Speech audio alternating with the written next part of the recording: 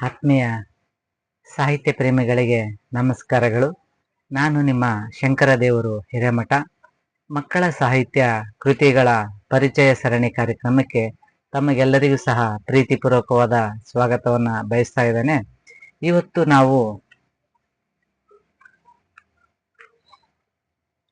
June 9, 2026 ಮಂಗಳವಾರದಂದು ಸರಣಿ 83ರ ಕೃತಿ ಪರಿಚಯವನ್ನು ಮಾಡಲಿದ್ದೇನೆ. 83ನೇ ಸಾಹಿತ್ಯ ಕೃತಿಯನ್ನ ಲೇಖಕಿ ವಿಧಿ ಹೇಮಂತ್ ಅವರು ಬರೆದಿರುವಂತ ಪುಟ್ಟ ಗೌರಿ ಜೊತೆ ಪುಟ್ಟ ಗಣಪ ಅನ್ನುವಂತ ಮಕ್ಕಳ ಕಥಾ ಸಂಕಲನದ ಪರಿಚಯವನ್ನ ಮಾಡ್ತಾ ಇದ್ದೇನೆ. ಮೂಲತಃ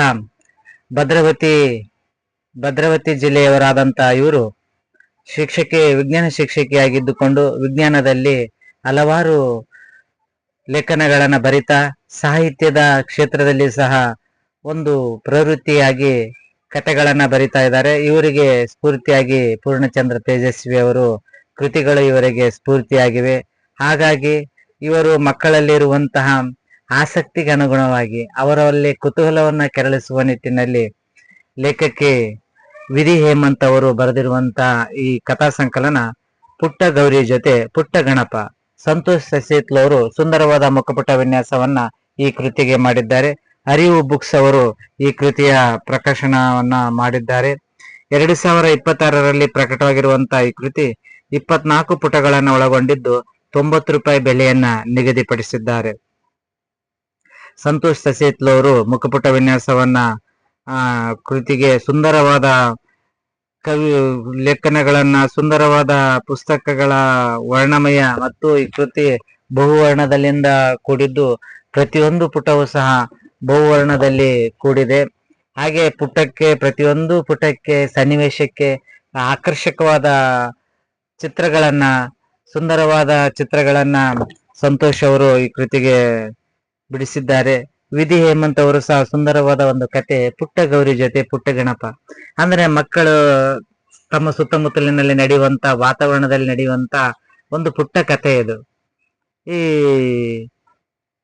ಪುಟ್ಟ ಕತೆ ನಾಯಕಿ ಆಗಿರುವಂತ ಗೌರಿ ತನ್ನ ಕಥೆಯನ್ನ ತಾನೇ ಹೇಳ್ಕೊಂತ ಹೋಗ್ತಾಳೆ. ಅಂದ್ರೆ ನಾನು ಗೌರಿ ಆಗಿರುವಂತ ಪುಟ್ಟ ಹುಡುಗಿ ಬೆಳಗ್ಗೆ ಎದ್ದು ಬಿಟ್ರೆ ಆಕೆ ಅಳತ್ಕಂತಾನೆ ಎದ್ದೇಳ್ತಿರ್ತಾಳೆ.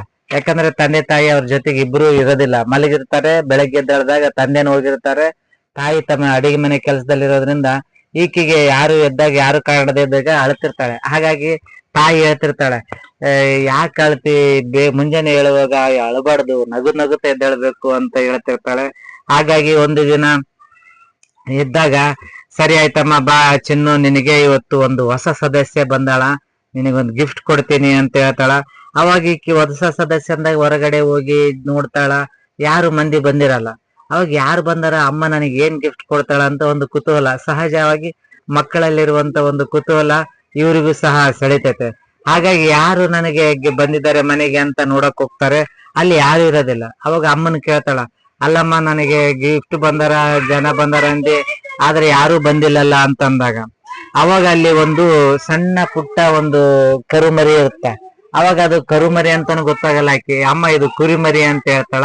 ಕುರುಮರಿ ಅಂತ ಹೇಳಿದಾಗ ತಾಯಿ ಹೇಳ್ತಾಳ, ಇದು ಕುರುಮರಿ ಅಲ್ಲಮ್ಮ, ಕುರಿಮರಿ ಅಲ್ಲ, ಇದು ಕರುಮರಿ ಇದು ಅಂತ ಹೇಳ್ತಾಳ. ಓ, ಇದು ಕರುಮರಿನಾ ಅಂತ ಹೇಳ್ತಾಳ. ಇದು ನಮ್ಮ ಮನ್ಯಾಗ ಗೌರಿ ಅನ್ನೋಂತ ಹಸು ಇತ್ತಲ್ಲ, ಹಸುವಿನ ಮಗು ಇದು ಅಂತ ಹೇಳ್ತಾಳ. ಅವಾಗ ಆಕೆಗೆ ಖುಷಿ ಆಗುತ್ತೆ. ಓ, ಇದು ಗೌರಿ ಹಸುವಿನ ಮಗುನ ಇದು. ಅಂದ್ರೆ ಮೊನ್ನೆ ಡಾಕ್ಟರ್ ಅಂಕಲ್ ಬಂದಾಗ, ಸೂಜಿ ಮಾಡಕ್ ಬಂದಾಗ ಹೇಳಿದ್ರು, ಈ ಹೊಟ್ಟೆಯಲ್ಲಿ ಒಂದು ಮಗು ಇದೆ, ಸ್ವಲ್ಪ ದಿನದಲ್ಲಿ ಹೊರಗ್ ಬರುತ್ತಂತ, ಅದ್ರ ಮಗುನ ಇದು ಅಂತೇಳಿ ನೋಡ್ತಾಳೆ. ಆ ಗೌರಿ ಹಸುವಿನ ಮಗು ಆಗಿರುತ್ತೆ ಅದು. ಅವಾಗ ನೋಡ್ತಾಳೆ. ನೋಡಿದಾಗ ಸೂಜಿ ಕೊಡಕ್ ಬರ್ತಾಗ ಇಂಜೆಕ್ಷನ್ ಮಾಡತ್ನಾಗ ಭಯ ಆಗ್ತಿರುತ್ತ, ಆ ಹಸುವಿಗೆ ಏಕೆ ಇಂಜೆಕ್ಷನ್ ಮಾಡ್ತಾರೆ, ಯಾಕೆ ಮಾಡ್ತಾರೆ ಅಂತೇಳಿ. ಆಗ ಈಗ ನೋಡಿದ್ರೆ ಒಂದು ಕರು ಮರಿ ಬಂದಿರುತ್ತ. ಕರು ಮರು ಮೆತ್ತಗೆ ಒಂದು ಬೆಣ್ಣೆ ತರ ಕೂದ್ಲನ್ನೊಂದಿರುವಂತ ಅದನ್ನ ಯಾವಾಗ್ಲೂ ಮುಟ್ತಾಳೆ. ಮೊದಲು ಕುತೂಹಲದಿಂದ ಮುಟ್ತಾಳೆ, ಆಮೇಲೆ ಅದನ್ನ ಹೇಳ್ತಾಳೆ ತಾಯಿಗೆ, ಅಮ್ಮ ಇದನ್ನ ನಾನು ಟ್ರೈನ್ ಮಾಡ್ಕೊಂತೀನಿ ಅಂತ ಹೇಳ್ತಾಳ. ಹಂಗೆ ಆಮೇಲೆ ನಾನು ಗೌರಿ ಹಸು ಹತ್ರ ಹೋಗ್ಲಾ, ಪರ್ಮಿಷನ್ ತಗೊಂಬರ್ತೀನಿ ಅಂತ ಹೇಳ್ತಾಳ. ಯಾಕಂದ್ರೆ ಈಗ ಅದ್ರ ಮಗು ಅಲ್ಲ, ತಾಯಿ ಏನು ಪರ್ಮಿಷನ್ ಕೊಡ್ತಾಳೆ, ಆದ್ರೆ ನಾನು ಆ ಮಗುವಿನ ಅಮ್ಮ ಗೌರಿ ಹಸುವಿನ ತಲೆ ಹೋಗಿ ನಾನು ಪರ್ಮಿಷನ್ ತಗೊಂಬರ್ತೀನಿ ಅಂತೇಳಿ ಆ ತಾಯಿ ಕರು ಮರಿಯ ತಾಯಿ ಹತ್ತಿರ ಹೋಗಿ ಹಸುವಿನ ಹತ್ತಿರ ಹೋಗಿ ಅಲ್ಲಿ ಆಕಿ ಮುಟ್ಟಿ ಗೌರಿಗೆ ಮುಟ್ಟಿ ನಾನ್ ನಿನ್ ಮಗನ ಜೊತೆ ಫ್ರೆಂಡ್ಶಿಪ್ ಮಾಡ್ತೀನಿ ಅಂತೇಳಿ ಫ್ರೆಂಡ್ಶಿಪ್ ಮಾಡಕ್ ಸ್ಟಾರ್ಟ್ ಮಾಡ್ತಾಳೆ. ಅವಾಗ ಆ ಮಗು ಅದು ಹಸು ಈಕೆಗೆ ಫ್ರೆಂಡ್ಶಿಪ್ ಮಾಡೋದಕ್ಕೆ, ಯಾಕಂದ್ರೆ ಇವ್ರ ಮನೆಯಲ್ಲೇ ಬೆಳೆದಿರುವಂತ ಹಸು ಆಗಿರೋದ್ರಿಂದ ಈಕೆಗೆ ಪ್ರೀತಿಗೆ ಅದು ಇದು ಮಾಡುತ್ತೆ. ಅವಾಗ ನಾನು ಪರ್ಮಿಷನ್ ತಗಂಡೆ, ತಾಯಿ ಪರ್ಮಿಷನ್ ತಗಂದಿನಿ, ನಾನು ಕರುಮರಿನ ಇನ್ಮೇಲೆ ಕರುಮರಿ ಜೊತೆಗೆ ನಾನು ಫ್ರೆಂಡ್ಸ್ ಆಗ್ತೇನೆ, ನಾನು ಫ್ರೆಂಡ್ ಅಂತೇಳಿ ಡಾಕ್ಟರಿಗೂ ಸಹಿತ ಹೇಳ್ತಾಳ, ಡಾಕ್ಟರ್ ಅಂಕಲ್ ನಾನು ಹೊಸ ಕರುಮರಿ ಬಂದಿತ್ತಲ್ಲ, ನಾನು ಅದನ್ನ ಫ್ರೆಂಡ್ ಮಾಡ್ಕೊಂಡಿನಿ ಅಂತೇಳಿ. ಆವಾಗ ಅದನ್ನ ಮರಿನ ಯಾವಾಗ್ಲೂ ಜೊತೆಗೆ ಕರ್ಕೊಂಡು ಅಡ್ಡಾಡ್ತಿರ್ತಾಳೆ. ಅವಾಗ ಒಂದ್ಸಲ ಅವ್ರು ಅಂಕಲ್ ಹೇಳ್ತಾಳ, ನೋಡಮ್ಮ ಮರಿನ ಹಂಗೆಲ್ಲ ಕರ್ಕೊಂಡ್ ಅಡ್ಡಾಡ್ಬಾರ್ದು, ಅದು ಸಿಕ್ಕಿದ್ದು ಪೇಪರು ಪ್ಲಾಸ್ಟಿಕ್ ಅವನ್ನೆಲ್ಲ ತಿಂದು ಬಿಡುತ್ತಾ, ಅವಾಗ ತಿಂದಾಗ ಅದಕ್ಕ ಹೊಟ್ಟೆ ನೋವಾದಾಗ ನಿನಗೂ ಬೇಜಾರಾಗತ್ತ, ಅದು ಸಪ್ಪಗಾಗುತ್ತ ಅಂತಂದಾಗ ಆಯ್ತು ಇನ್ಮೇಲೆ ನಾನು ಹೋಗೋದಿಲ್ಲ ಅಂತೇಳಿ ಅವಾಗ ಅದಕ್ಕ ಬಾಳೆಹಣ್ಣು ಸ್ವಲ್ಪ ಮೇವು ಅದನ್ನ ಕೊಡ್ತಾಳೆ. ಮನೆಯಲ್ಲೇ ಸಿಗುವಂತ ಹಾಕಿರುವಂತ ಮೇವು ಅದನ್ನ ಕೊಟ್ಟು ಕರು ಮರಿ ಜೊತೆಗೆ ಚೆನ್ನಾಗಿ ಆತ್ಮೀಯತೆಯನ್ನ ಹೊಂದ್ತಾಳ. ಅಮ್ಮ ಅದಕ್ಕ ಬಾಯಾಗ ಅಲ್ಲಿದ್ದಂಗಿಲ್ಲ, ಹೊಟ್ಟೆ ತುಂಬಾ ಊಟ ಮಾಡಲ್ಲ, ನೋಡೋದು ಎಷ್ಟು ಸಣ್ಣ ಆಗೈತೆ ಅಂತ ಹೇಳ್ತಾಳ.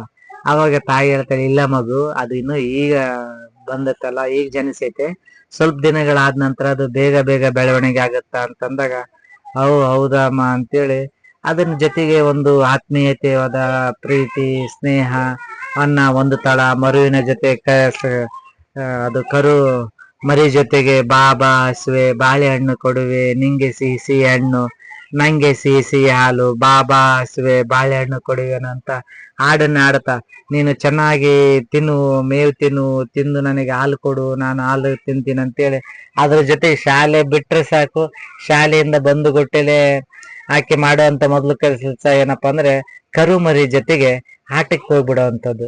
ತನ್ನ ಬಾಲ್ಯವನ್ನ ಸಮೃದ್ಧವಾಗಿ ಆ ಮಗು ಆ ಕರುಮರಿ ಜೊತೆಗೆ ತನ್ನ ಬಾಲ್ಯವನ್ನ ಕಳಿತಾಳೆ.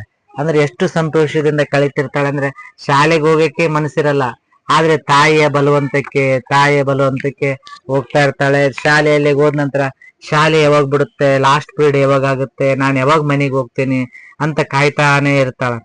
ಆವಾಗ ಶಾಲೆ ಬಿಟ್ಟುಬಿಟ್ಲೆ ಕೊನೆಯ ಲಾಸ್ಟ್ ಬೆಲ್ ಆದಗುಟ್ಲೆ ಮನೆಗೆ ಓಡೋಡಿ ಬಂದು ಆಕೆ ಮತ್ತೆ ಕರುಮರಿಯನ್ ಜೊತೆಗೆ ಆಟ ಆಡುವಂಥದ್ದು ಆಕೆಗೆ ಒಂದು ರೂಢಿ ಆಗ್ಬಿಟ್ಟಿರುತ್ತೆ. ಒಮ್ಮೆ ಅವ್ರ ಮನೆಗೆ ಮದುವೆ ಕಾರ್ಡ್ ಕೊಡಕ್ಕೆ ಒಬ್ಬರು ಗೆಸ್ಟ್ ಬಂದಿರ್ತಾರೆ. ಅವ್ರ ಹೊಟ್ಟೆ ಸಹ ದೊಡ್ಡ ಹೊಟ್ಟೆ ಇರುತ್ತೆ. ಅವಾಗ ಕಾರ್ಡ್ ಕೊಡಕ್ ಬಂದವರಿಗೆ ಆ ಮಗು ಕೇಳುತ್ತೆ, ಅಂಕಲ್ ನಿಮ್ಮ ಹೊಟ್ಟೆಯಲ್ಲಿ ಪಾಪು ಇದೆ, ಯಾವಾಗ ಬರ್ತಾ ಪಾಪು ಹೊರಗಡೆ ಅಂತ ಕೇಳ್ತಾಳೆ. ಅವಾಗ ಅವ್ರಿಗೆಲ್ಲರಿಗೂ ಸಹ ನಗು ತಡೆಯಕ್ಕಾಗೋದಿಲ್ಲ, ಯಾಕಂದ್ರೆ ಮಗುವಿಗೆ ಸಹಜವಾಗಿ ಇರುವಂತ ಕುತೂಹಲ, ಯಾಕಂದ್ರೆ ಹಸು ದೊಡ್ಡ ಹೊಟ್ಟೆಯಿಂದ ಒಂದು ಕರುಮರಿ ಬಂದದ, ಹಂಗಾಗಿ ಅಂಕಲ್ ನಿಮ್ಮ ಹೊಟ್ಟೆನೂ ಸಹ ದೊಡ್ಡದಿದೆ, ಯಾವಾಗ ಬರುತ್ತೆ ಪಾಪು ಹೊರಗಡೆ ಅಂತ ಅಂದಾಗ ಅವಾಗ ಅಂಕಲ್ ಸಹಿತ ಜೋರಾಗಿ ಅವ್ರು ನಗುತ್ತಾನೆ. ಅವಾಗ ಅವ್ರ ಅಪ್ಪ ಬೈತಾನೆ, ಹಂಗೆಲ್ಲ ದೊಡ್ಡವ್ರಿಗೆ ಕ್ವಶನ್ ಕೇಳಬಾರ್ದು ಅಂತ ಹೇಳಿ. ಆದ್ರೂ ಆ ಮಗು ಬಿಡೋದಿಲ್ಲ, ಅಂಕಲ್ ಹೇಳಿ ಅಂಕಲ್ ಯಾವಾಗ ಬರುತ್ತೆ ಪಾಪು ಅಂತ ಕೇಳ್ತಾರೆ. ಅವಾಗ ನಮ್ಮ ಮನೆಯಲ್ಲಿ ಅವಾಗ ಏನಾಗ್ತದೆ, ಅವ್ರ ಮನೆಯಲ್ಲಿ ಏನೇ ಸಂಭ್ರಮ ಇರ್ಲಿ ಅವಾಗ ಬೆಲ್ಲ ಅಕ್ಕಿ ಅನ್ನ ಕರುಮರಿಗೆ ಹಾಗೂ ಹಸುವಿಗೆ ಕೊಟ್ಟು ಪೂಜೆಯನ್ನ ಸಲ್ಲಿಸ್ತಿರ್ತಾರೆ. ಹಾಗಾಗಿ ಅವರಿಗೆ ಹಸು ಕೊಡ್ತಾರೆ.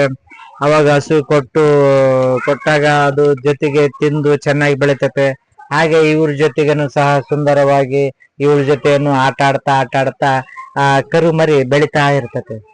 ಮತ್ತೆ ಅವಾಗ ಹಸು ಮತ್ತೊಂದು ಇದ್ರೊಳಗಿದ್ದಾಗ ಹೊಟ್ಟೆ ದೊಡ್ಡದಾದಾಗ ಮತ್ತೆ ಹೇಳ್ತಾರ, ಲಕ್ಷ್ಮಿ ಹೊಟ್ಟೆ ಒಳಗೆ ಹಸುವಿನ ಹೊಟ್ಟೆ ಒಳಗೆ ಮತ್ತೊಂದು ಪಾಪ ಇದೆ, ಮತ್ತೊಂದು ಪಾಪ ಬರುತ್ತೆ ಅಂದಾಗ ಅವಾಗ ಈಕೆಗೆ ಬಹಳ ಕುತೂಹಲ, ಓಹೋ ಮತ್ತೊಂದು ಪಾಪ ಬಂದ್ರೆ ನನಗಿನ್ನು ಆಟ ಆಡಕ್ಕೆ ಜನ ಜಾಸ್ತಿ ಆತರ, ನಾವೆಲ್ಲರೂ ಸೇರಿ ಆಟ ಆಡ್ಬೋದು ಅನ್ನುವಂತ ಒಂದು ಸಹಜವಾದ ಕುತೂಹಲ ಆಕೆಗೆ ಇರುತ್ತೆ. ಹಾಗೆ ಆದಾಗ ಒಂದ್ಸಲ ಮತ್ತೆ ಒಂದು ಪಾಪು ಬರ್ತಾ, ಈ ಸಲ ಪಾಪು ಬಂದಾಗ ಒಂದು ಕರುಮರಿ ಬಂದಾಗ ಅದು ಕಪ್ಪು ಬಣ್ಣದಲ್ಲಿರುತ್ತೆ. ಮೊದಲನೇ ಕರುಮರಿ ಬಿಳಿ ಬಣ್ಣದಲ್ಲಿದ್ರೆ ಇದು ಕರುಮರಿ ಕಪ್ಪು ಬಣ್ಣದಲ್ಲಿರುತ್ತೆ. ಆ ಗಲಾಟೆ ಬಂದಾಗ ಒಂದ್ಸಲ ಶಾಲೆಗೆ ಹೋಗ್ತಾಳ. ಶಾಲೆಗೆ ಹೋಗಿ ಬಂದಾಗ ಅದು ಯಾಕೋ ಒಂದು ಹಸು ಸಪ್ಪಗಿರುತ್ತೆ, ಅದನ್ನ ನೋಡ್ತಾಳ. ಗೌರಿ ಹಸುವಿಗೆ ಯಾಕೋ ಹುಷಾರಿಲ್ಲ, ಸೂಜಿ ಕೊಡಾಕ ಡಾಕ್ಟರ್ ಬರ್ತಾರೆ, ಹುಷಾರಿಲ್ಲ ಏನಂತ ಕೇಳ್ತಾರ. ಅವಾಗ ಇಲ್ಲಮ್ಮ, ಆ ಕರಿಮರಿ ಹಸು ಆರಾಮೈತೆ, ಆದ್ರೆ ಮತ್ತೆ ನನಗೆ ಇದ್ದಂತ ಇನ್ನೊಂದು ಕರುಮರಿ ಇತ್ತಲ್ಲ ಅದು ಎಲ್ಲೈತೆ ಅಂತ ಕೇಳ್ತಾರ. ಇಲ್ಲಮ್ಮ ಅದು ತಂಗಿ ಅಲ್ಲ, ಅದು ಹಸು, ಗಂಡು ಕರು. ಅದು ಗಂಡು ಕರು ಐತೆ, ಅದಕ್ಕೆ ನಾವು ಅದನ್ನ ಬಿಟ್ಟು ಬಂದಿವಿ ಅಂತ ಹೇಳ್ತಾರ. ಹೌದಾ, ಗಂಡು ಕರು ಮರಿನ ಬಿಟ್ಟು ಬಂದಿರಾ ಅಂತ ಅಂದಾಗ ಇನ್ನೊಂದು ಕರು ಮರಿ ಜೊತೆಗೆ ಇತ್ತಲ್ಲ, ಅದು ಎಲ್ಲೋಯ್ತು ಅನ್ನುವಂಥದ್ದು ಕೇಳ್ತಾಳ. ಅವಾಗ ಅಮ್ಮ ಹೇಳ್ತಾಳ, ಇಲ್ಲ ಅದು ಖುಷಿ ಸಿಕ್ಕಿದ್ರೆ ನನಗೆ ಬಹಳ ಖುಷಿ ಆಯ್ತು, ಆದ್ರೆ ನಾನು ಏನ್ ಮಾಡ್ತಾ ಇದ್ದೀನಿ ಅಂದ್ರೆ ಅದು ಗಂಡು ಕುರಿ ಮರಿ ಅಲ್ಲ, ಅದನ್ನ ನಾವು ಸಾಕಂಗಿಲ್ಲ, ಅದನ್ನ ಬಿಟ್ಟು ಬರ್ಬೇಕು ಅಂತ ಅಂದಾಗ ಸರಿ. ಅವಾಗ ಆಕಿ ಆಟ ಮಾಡ್ತಾಳೆ, ಇಲ್ಲ ನನಗೆ ಆ ಮರಿನು ಕುರು ಮರಿನು ಬೇಕು ನಮಗೆ ಅಂತ ಹೇಳಿದಾಗ, ಆಟ ಮಾಡಿದಾಗ, ಇಲ್ಲ ಅಮ್ಮ ನಾನು ಅದನ್ನ ಸ್ಕೂಲಿಗೆ ಬಿಟ್ಟು ಬಂದೀನಿ, ಅದು ಏನ್ ಮಾಡ್ಬೇಕು ಅಂದ್ರೆ ಇನ್ನೊಂದು ಮೇಲೆ ಒಂದ್ರ ಮೇಲೆ ಒಂದು ಬೀಳ್ತಾವ. ಹಾಗೆ ಆವಾಗ ಹೇಳ್ತಾಳೆ, ನೋಡಮ್ಮ ಅದು ಹೆಣ್ಣು ಕರು ಮರಿ ಆಗಿದ್ರೆ ನಾವು ಸಾಕ್ತಿವಿ, ಇದು ಗಂಡು ಕರು ಮರಿ ಅಲ್ಲ, ಹಾಗಾಗಿ ನಾವು ಸಾಕಲ್ಲ, ಅದನ್ನ ಗೋಶಾಲೆಗೆ ಬಿಟ್ಟು ಬಂದಿವಿ ಅಂತ ಹೇಳ್ತಾಳ. ಅವಾಗ ಆಕಿ ಮತ್ತೆ ಆಟ ಮಾಡಕ್ ಸ್ಟಾರ್ಟ್ ಮಾಡ್ತಾಳ, ನೀವು ಅದನ್ನ ಯಾಕೆ ಬಿಟ್ಟು ಬಂದಿರಿ? ಗಂಡು ಕರು ಮರಿ ಆದ್ರೆ ಬಿಟ್ಟು ಬಂದ್ಬಿಡ್ತೀರಿ, ಹೆಣ್ಣು ಕರು ಮರಿ ಆದ್ರೆ ಇಟ್ಕೊಂಡಿರಿ, ಇದು ತಪ್ಪು, ನನಗೆ ಗಂಡು ಕರು ಮರಿನೂ ಬೇಕು, ಅದನ್ನ ತಗೊಂಬರ್ರಿ ಅಂತ ಹೇಳ್ತಾಳ. ಅವಾಗ ಈ ಮಗುವಿನ ಆಟ ನೋಡಿ ಆಕಿ ತಾಯಿ ಎರಡೇಟು ಬಡ್ದು ಸಮಾಧಾನ ಮಾಡ್ತಾಳ. ಆದ್ರೆ ಎರಡೇಟು ಬಡ್ದಂತ ಈಕಿ ಸುಮ್ಮನೆ ಇರೋದಿಲ್ಲ. ಆಕೆ ಅದೇ ಚಿಂತೆಯಲ್ಲಿ ಜ್ವರ ಹಚ್ಕೊಂಡು ಹಾಸಿಗೆಯನ್ನು ಹಿಡಿದು ಬಿಡ್ತಾಳ. ನನಗೆ ಎಷ್ಟೊತ್ತಿದ್ರು ಕರು ಮರಿನ ಬೇಕು ಅಂತ ಹೇಳ್ತಾಳ. ಅವಾಗ ತಾಯಿ ನಾನಾ ರೀತಿಯಲ್ಲಿ ತಿಳಿಸಿ ಹೇಳುವಂತ ಕೆಲಸ ಮಾಡ್ತಾಳ. ಇಲ್ಲ, ಗಂಡು ಕರು ಐತಮ್ಮ, ಅದನ್ನ ಹಂಗೆಲ್ಲ ಇಟ್ಕೊಳಕ್ ಬರಲ್ಲ ಅಂದಾಗ ಆಕೆ ಕೇಳ್ತಾಳ, ಅಲ್ಲಮ್ಮ ನಾನೇನಾರ ಗಂಡು ಕರು ಆಗಿದ್ರೆ ನನ್ನನ್ನು ನೀವು ಬೇರೆ ಕೊಟ್ಬಿಡ್ತಿದ್ರಿ ಏನು? ಹೆಣ್ಣು ಕರು ಮರಿ ಆದ್ರೆ ಅಷ್ಟೇ ನೀವು ಇದು ಮಾಡ್ತೀರೇನೋ ಅಂತ ಅಂತಾಳ. ಅವಾಗ ಆ ತಾಯಿಗೆ ಆ ಮಗಳು ಆಡಿರುವಂತ ಮಾತು ಒಂದು ಕಡೆ ಮನಸ್ಸಿಗೆ ತಾಟುತ್ತೆ. ತಾಕಿದಾಗ ಆಕೆ ಏನ್ ಮಾಡ್ತಾಳ, ಮಗಳನ್ನ ಇನ್ನೊಂದ್ಸಲ ರಂಸಕ್ಕೆ ಪ್ರಯತ್ನ ಮಾಡ್ತಾಳ. ಇಲ್ಲಮ್ಮ ಅದು ಗಂಡು ಕರಿನೇ ಆಗ್ಲಿ ಏನಾಗ್ಲಿ ನನಗೆ ಬೇಕೇ ಬೇಕು ಅಂತ ಹೇಳ್ತಾಳ. ಅವಾಗ ಹೇಳ್ತಾಳೆ, ಇಲ್ಲಮ್ಮ ಹೆಣ್ಣು ಕರು ಮರು ಆದ್ರೆ ನಮಗೆ ಹಾಲು ಕೊಡುತ್ತೆ, ಹಾಲು ಮಾರಿದ್ರೆ ದುಡ್ಡು ಬರುತ್ತೆ, ನಾವು ಜೀವನ ಸಾಗಿಸ್ಬೋದು. ಆದ್ರೆ ಗಂಡು ಕರಿಯಿಂದ ನಮಗೆ ಉಪಯೋಗ ಇಲ್ಲ, ಅದಕ್ಕೆ ನಾವು ಕೊಡ್ತೀವಿ, ಅದನ್ನ ಅವ್ರು ಸಾಕಿ ದೊಡ್ಡವರಾದ್ಮೇಲೆ ಹೊಲ ಉಳುಮೆ ಮಾಡಕ್ ಅದಕ್ಕೆ ಇದಕ್ಕೆ ಅವ್ರು ಬಳಸ್ತಾರ ಅಂತಂದಾಗ, ಇಲ್ಲಮ್ಮ ಅದು ಗಂಡುದಾಗ್ಲಿ ಹೆಣ್ಣು ಕರು ಆಗ್ಲಿ ನಾನು ಅದನ್ನ ಸಾಕಮ್ಮ, ಅದನ್ನ ನಮ್ ಜೊತೆಗೆ ಸಾಕೋಣ ಅಂತ ಹೇಳ್ತಾಳ. ಲಾಸ್ಟ್ ಮಗಳ ಒತ್ತಾಯಕ್ಕೆ ಮಣಿದಂತ ತಂದೆ ತಾಯಿ ಮರುನ ಎಲ್ಲಿ ಬಿಟ್ಟು ಬಂದಿರ್ತಾರ ಗೋಶಾಲೆಯಲ್ಲಿ ಗಂಡು ಕರು ಮರಿನ, ಅದನ್ನ ತಗೊಂಬಂದು ಮತ್ತೆ ತಮ್ಮ ಜೊತೆಗೆ ಸಾಕ್ತಾರೆ. ಅವಾಗ ರಾತ್ರಿಯಿಂದ ಊಟ ಮಾಡೋದನ್ನ ಬಿಟ್ಟು ಮಲಗಿ ಬಿಟ್ಟಿರ್ತಾಳೆ ಮಗು. ಆ ಗಂಡು ಕರು ಮರಿ ಬಂದ ನಂತರ ಅದನ್ನ ನೋಡಿ ತಾಯಿ ಹಸು ಬಹಳ ಖುಷಿ ಪಡುತ್ತೆ. ಅವಾಗ ಹೇಳ್ತಾರೆ, ನೋಡಮ್ಮ ನೀನು ತಂದಕ್ಕೆ ಅದು ಎಷ್ಟು ಖುಷಿ ಪಡ್ತಾ ಇದೆ, ನಾನೇನಾರಕ್ಕೆ ಸಿಗ್ಲಿಲ್ಲ ಅಂದ್ರೆ ಕಳೆದೋಗಿದ್ರೆ ನೀನ್ ಎಷ್ಟು ಬೇಜಾರಾಗ್ತಿದ್ಯಲ್ಲ, ಅಷ್ಟೇ ಅದು ಹಸುನು ಸಹ ಬೇಜಾರಾಗಿದೆ ನೋಡು. ಈಗ ಅದು ನೀನು ಕರ್ಕೊಂಬಂದಿ ಗಂಡು ಕರು ಮರಿನ, ಈ ಹಸು ಎಷ್ಟು ಖುಷಿಯಿಂದ ಇದೆ ನೋಡು, ಲವಲವಿಕೆಯಿಂದ ಇದೆ ನೋಡು, ಹಾಗಾಗಿ ತಾಯಿ ಮಕ್ಕಳನ್ನ ಅಗಲಿಸ್ಬಾರ್ದಮ್ಮ ಅಂತ ಹೇಳಿ ಮಗು ಅಂತತೆ. ಅವಾಗ ನಾವು ಇನ್ಮೇಲೆ 3 ಜನ ಬೆಸ್ಟ್ ಫ್ರೆಂಡ್ಸ್ ಒಟ್ಟಿಗೆ ಆಡ್ತೀವಿ, ತೋಟಕ್ಕೆ ಹೋಗ್ತೀವಿ, ಹಂಗೆ ಚಿಕ್ಕಪ್ಪ ಬಾಳೆಹಣ್ಣು ಕೊಡ್ತಾನಲ್ಲ, ಆ ಬಾಳೆಹಣ್ಣನ್ನ ತಂದು ನಾನು ಇದಕ್ ಕೊಡ್ತೀನಿ ಅಂತ ಹೇಳ್ತಾಳ. ಅವಾಗ ಅದು ತಾಯಿ ಸಹ ಸಂಭ್ರಮಿಸ್ತಾಳ. ಒಂದು ಪುಟ್ಟ ಗೌರಿ ಮತ್ತು ಪುಟ್ಟ ಗೌರಿ ಜೊತೆ ಪುಟ್ಟ ಗಣಪ ಅನ್ನುವಂಥದ್ದು, ಅಂದ್ರೆ ಗಂಡು ಕರು ಗಣಪ ಆದ್ರೆ ಇದು ಗೌರಿ, ಪುಟ್ಟ ಕರು ಗೌರಿ.